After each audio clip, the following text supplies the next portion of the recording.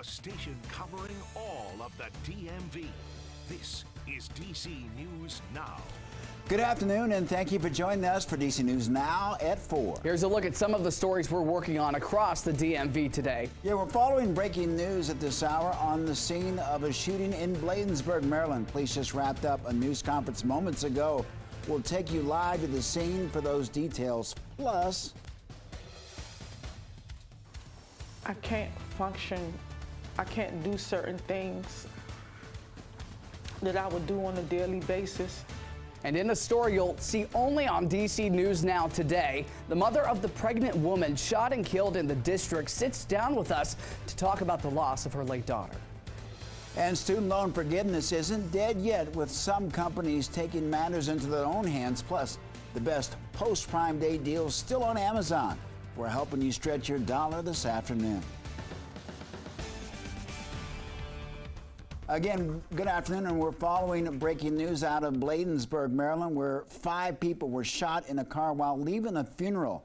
Thanks for joining us on this Friday on DC News Now at 4. I'm Mark Hall. And I'm Ben Dennison for Annalisa once again this afternoon. This is the second shooting at a funeral in Prince George's County just this year. Yeah, police just wrapped up a news conference. Our Yamarie Sase was there, and she joins us live right now. Yamarie, what else can you tell us?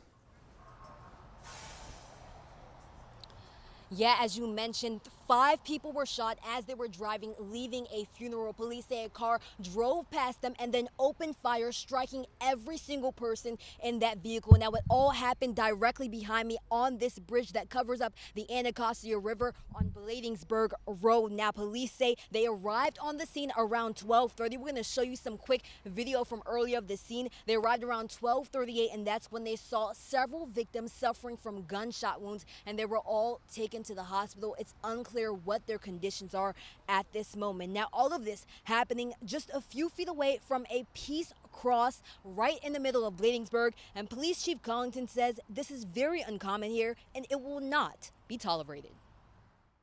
This is uncommon in this community. We have an obligation to protect our residents at all costs, and this was a unnecessary, senseless act of violence.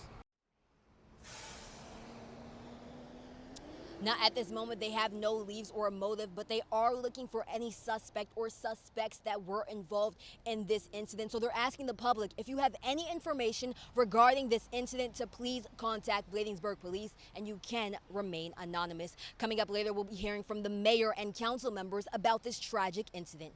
For now, reporting in Bladensburg, Maryland, I'm Yamarie Sase, DC News Now. Yamarie, thank you, and we're going to make sure to keep you updated as that story develops, and we'll get back to our top stories in just a moment, but let's talk about the forecast. It really was a lovely day today, Mark. Not as hot and stifling as yesterday, but we're still looking out for the chance of a few spotty storms this afternoon.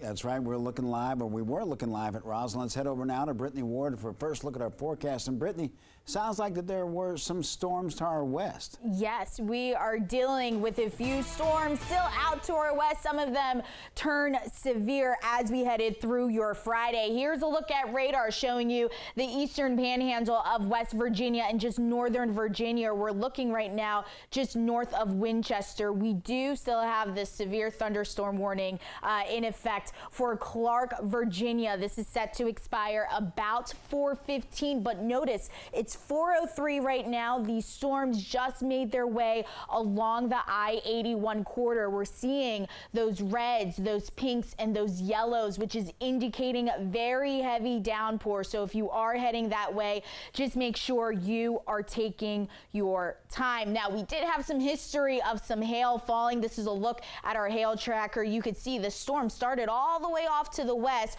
worked its way across northern Virginia, producing some heavy hail there. So we're going to continue to see those spotty showers as we head through the day or this evening. So Damon, do you mind if we zoom out of radar just to see what the entire DMV is looking like right now? Other than those spotty showers off to our north, still dealing with a few storms as you head further off there to Madison. They just began to bubble up within the last hour or so, and that is honestly, guys, going to be the trend as we head through your evening tonight, and then come this weekend we are going to be dealing with some hot, muggy, and stormy conditions. So definitely keep it here, guys. We'll talk more about that coming up.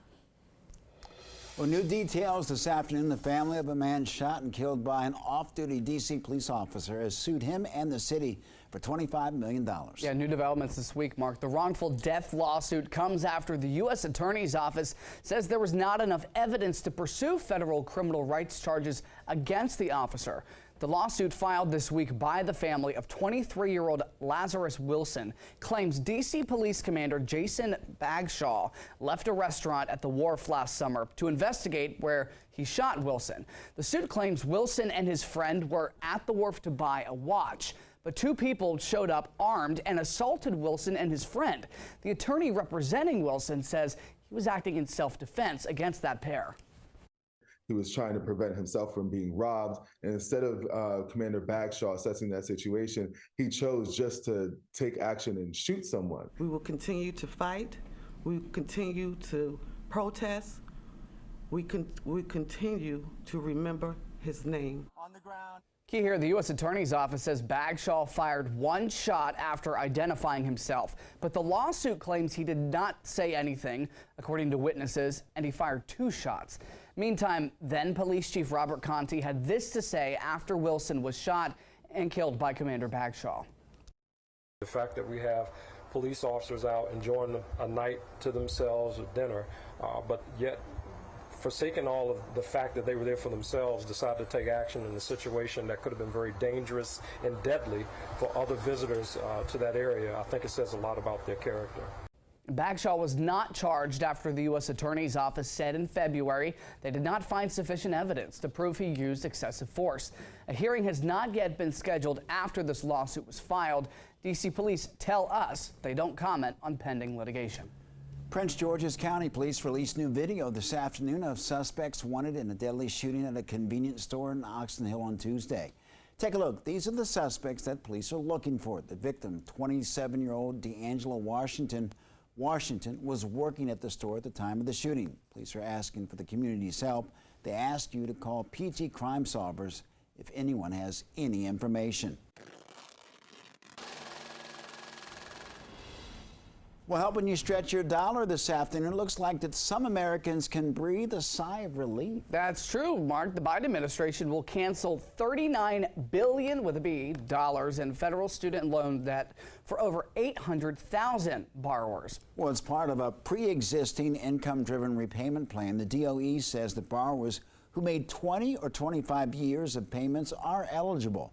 The plan will help people have more payments counted accurately towards their repayment plan. And those who qualify will start getting notices today, with payments beginning 30 days after first told. Meantime, and separate to that news, some companies are taking student loan forgiveness into their own hands. According to the Employee Benefit Research Institute, 17% of companies offered some loan help in 2022. That number reportedly up to 25%. The Institute says it's an opportunity for employers to make themselves more attractive to job seekers. One of the companies offering these benefits includes Adidas, offering $100 monthly to employees who've worked at least a year. Google will match payments up to $2,500 a year.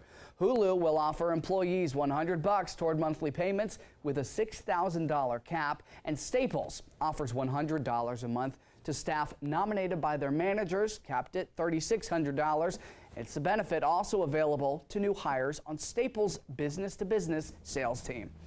The U.S. government is also joining in on the student loan relief, offering assistance through their federal student loan repayment program. Employees must have a balance of at least $5,000, and workers who've been employed for at least 3 years can receive up to $10,000 a year in help. This will last for up to 3 years or until the loan is paid off. Well, for dozens of Maryland residents in Washington County who have served sentences for committing crimes, this weekend marks the beginning of a new chapter in their lives. They've successfully completed their probation through the Sheriff's Day Report Center, meeting a series of benchmarks so they can return to society as productive citizens. It means that being part of a family again, being gainfully employed, and leading meaningful lives. And as Governor Wes Moore's Special Secretary for Opioid Response explained, it has meant overcoming addiction. This is special because it marks the end of their hard work that they've done to put in towards their recovery, towards improving their lives, really. You know, a lot of them have improved relationships with their family. They're now working. Some of them have their own home. And recovery is hard. Recovery is hard. It's an everyday battle. It's something that they're going to have to work at every day for the rest of their lives. So the fact that they made it here is just tremendous. They should be so proud of themselves. Yeah, Washington County Sheriff Brian Albert congratulated all of the graduates for making a commitment and turning their lives around in the face of adversity.